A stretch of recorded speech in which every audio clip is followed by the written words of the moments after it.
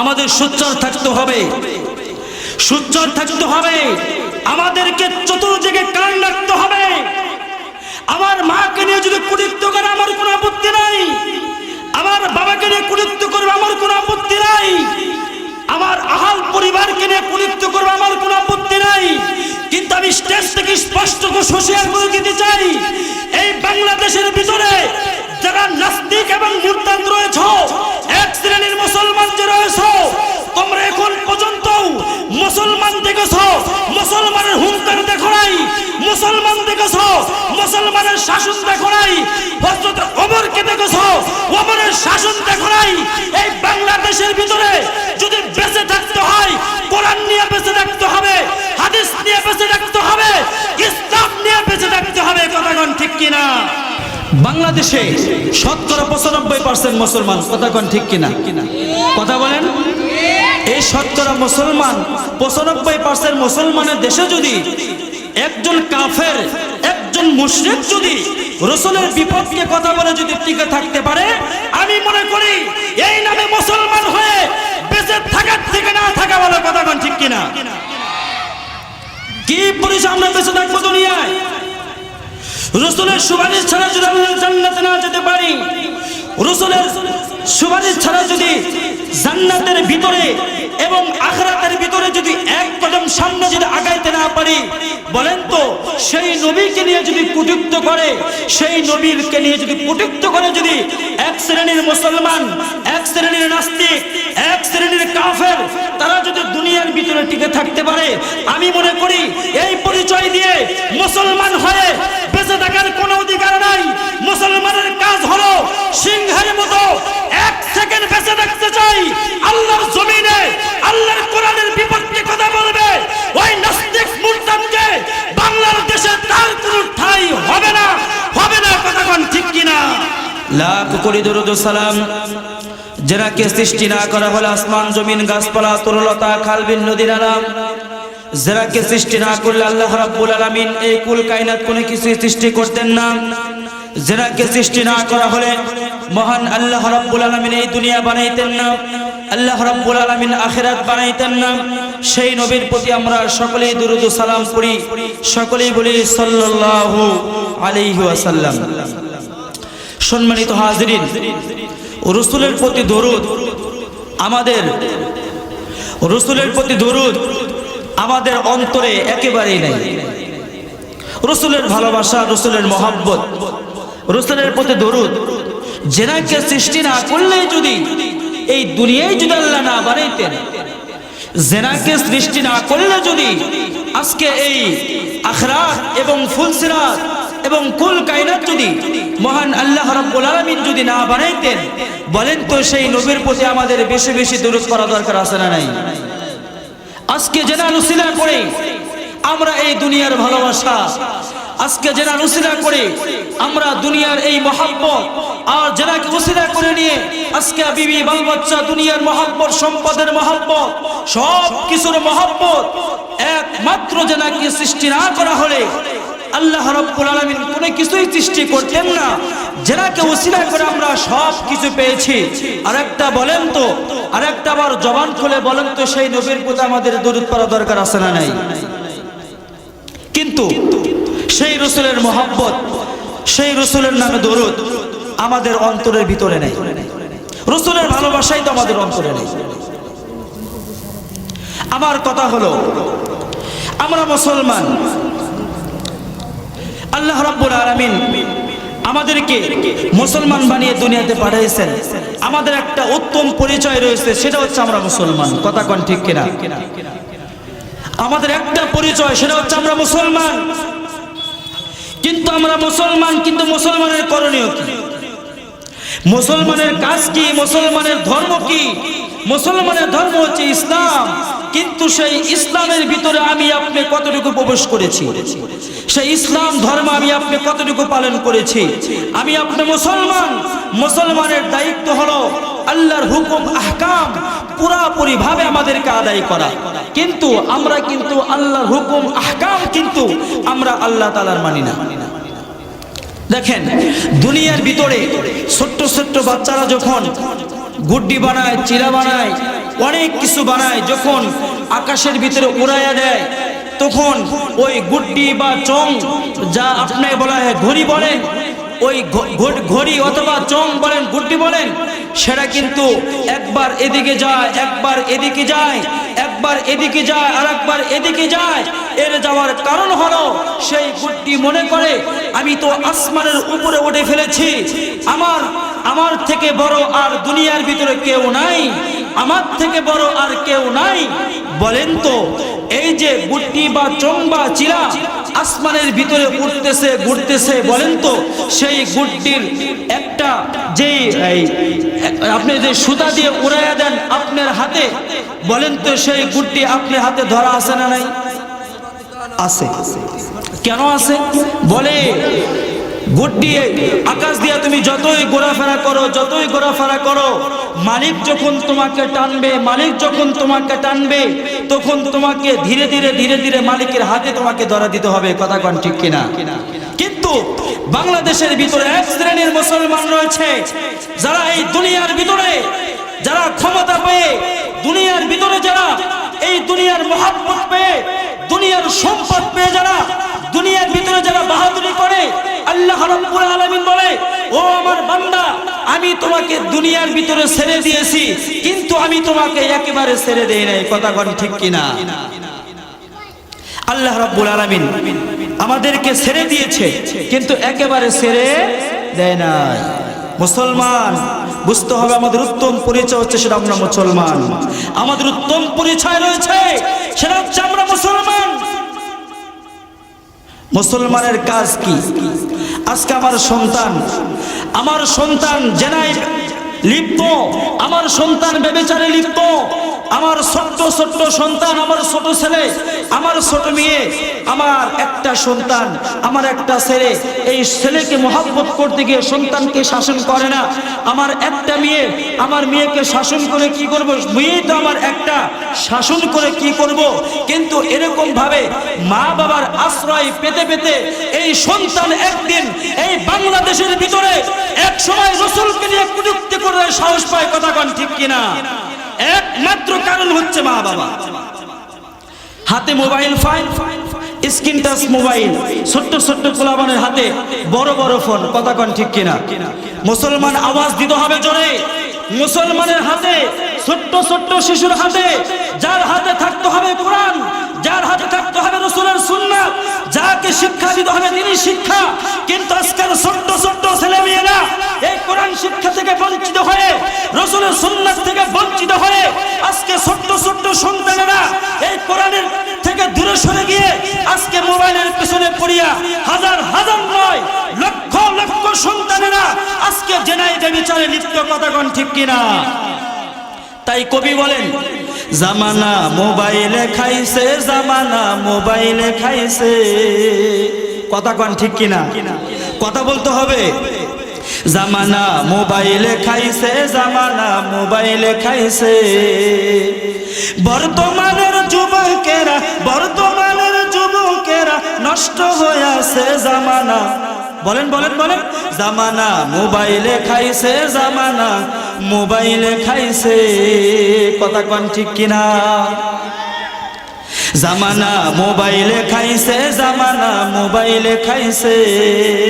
জামানা মোবাইলে খাইছে, জামানা মোবাইলে খাইছে। ছোট্ট ছোট্ট ছেলে মেয়ে, ছোট্ট ছোট্ট ছেলে মেয়ে ফ্রি ফায়ার খেলে জামানা। কথা বলেন কথা বলেন।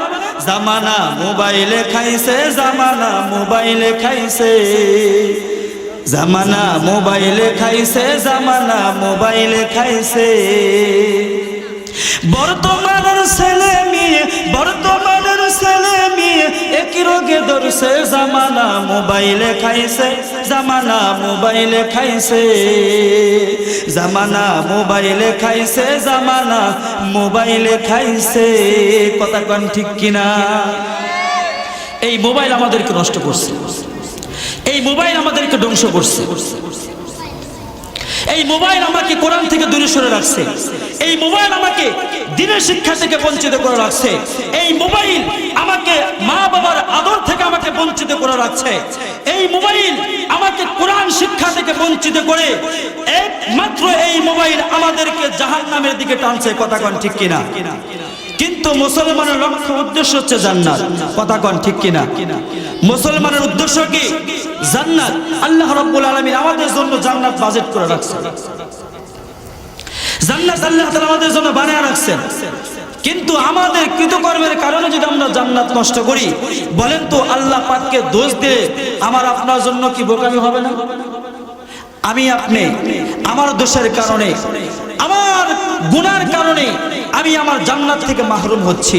কিন্তু স্বয়ং আল্লাহ রাব্বুল আলামিন বলে, বান্দারে আমি তোমার জন্য জান্নাত রাখছি, আমি তোমার জন্য জান্নাত বানিয়ে রাখছি।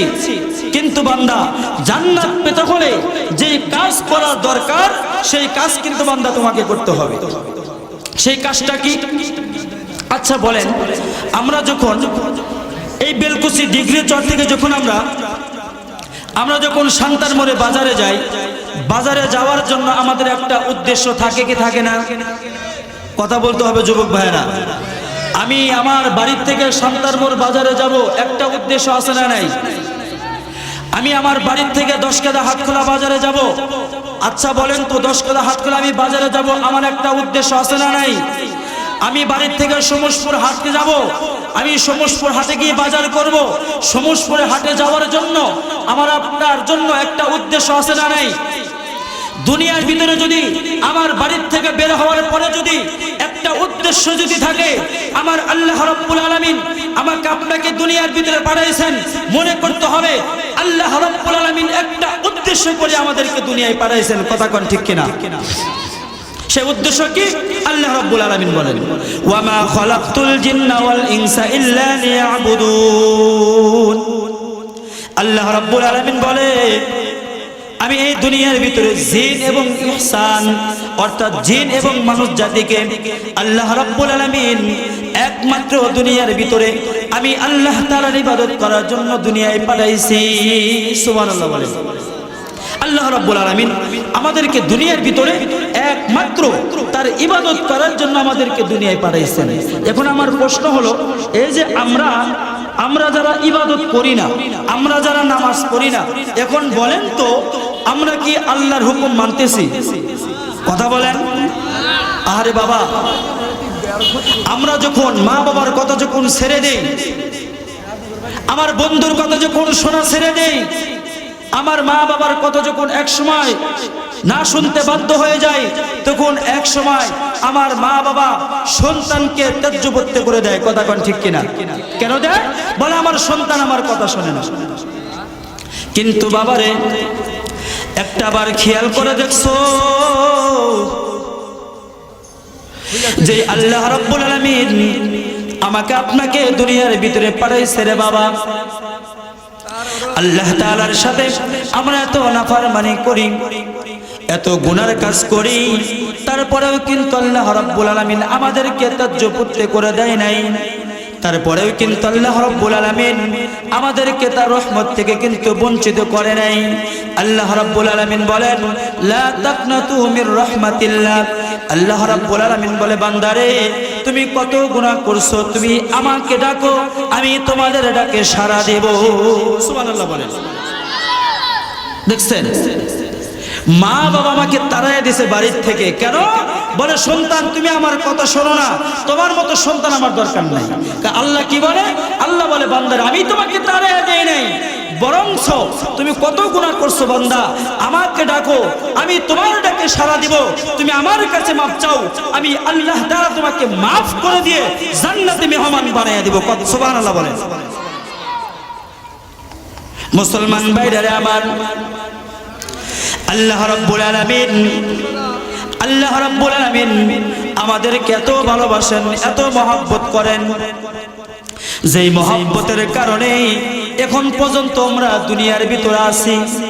আমরা যে পরিমাণ গুনাহ করি, আমরা যে পরিমাণ নাফরমানি করি, এই নাফরমানি করার পরেও কিন্তু আল্লাহ রাব্বুল আলামিন আমাদেরকে সাজা দেয় নাই।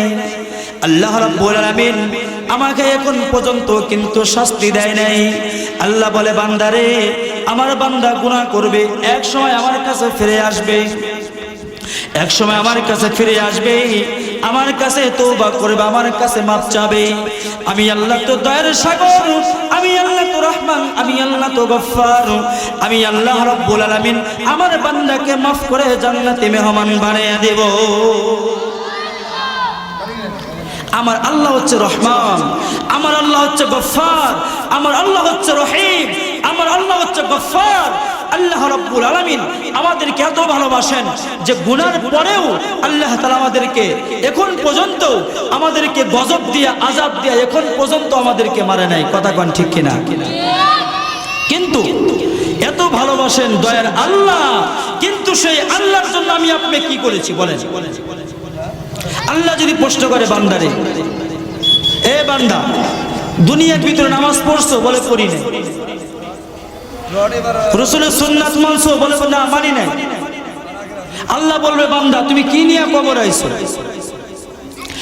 আল্লাহ বলবে বান্দারে তুমি কি নিয়ে কবর আইছো? বলেন তো আল্লাহ যদি আমাদেরকে প্রশ্ন করে বান্দা কি নিয়ে কবর আইছো, আল্লাহর হুকুম রাসূলের সুন্নাত যদি না মানি, আল্লাহর প্রশ্নের জবাব আমাদের অন্তরে আছে? কথা বলতে হবে, অন্তরে কি আছে?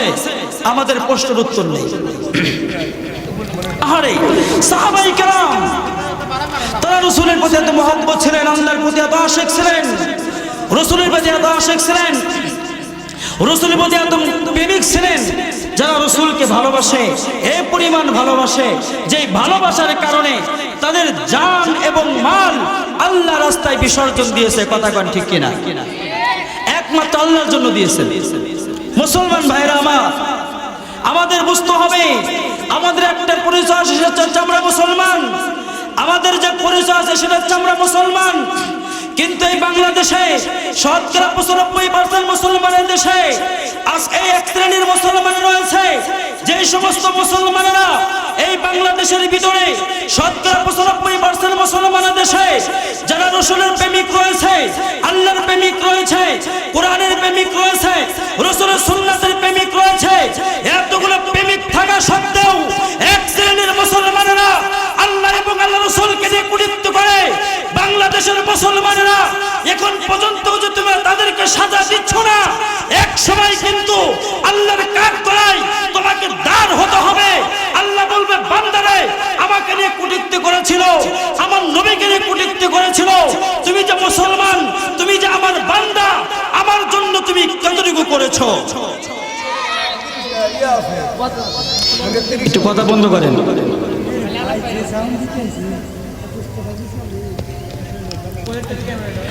বাংলাদেশে শতকরা 95% মুসলমান। কথা কোন ঠিক কিনা? কথা বলেন। এই শতকরা মুসলমান 95% মুসলমানের দেশে যদি একজন কাফের, একজন মুশরিক যদি রাসূলের বিপক্ষে কথা বলে যদি টিকে থাকতে পারে, আমি মনে করি এই নামে মুসলমান হয়ে বেঁচে থাকার থেকে না থাকা ভালো। কথা কোন ঠিক কিনা? কি পরিচয় আমরা বেঁচে থাকবো দুনিয়ায়? রাসূলের সুপারিশ ছাড়া যদি আমরা জান্নাতে না যেতে পারি, রাসূলের সুপারিশ ছাড়া যদি জান্নাতের ভিতরে এবং আখিরাতের ভিতরে যদি এক কদম সামনে যদি আগাইতে না পারি, বলেন তো সেই নবীকে নিয়ে যদি কুটিত্ব করে, সেই নবীকে নিয়ে যদি কুটিত্ব করে যদি এক শ্রেণীর মুসলমান, এক শ্রেণীর নাস্তিক, এক শ্রেণীর কাফের তারা যদি দুনিয়ার ভিতরে